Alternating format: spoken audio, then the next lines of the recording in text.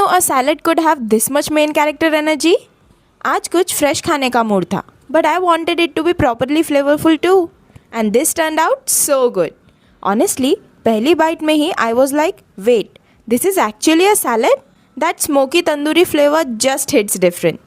Freshness भी, crunch भी और वो spicy smoky kick, everything just works together. और सबसे best part, इतना flavorful है कि you don't even feel like you're eating a salad. This is definitely giving I could eat this everyday energy. One bite and you'll get the hype. तो सोच क्या रहे हो? आप भी बनाओ, खाओ और खिलाओ.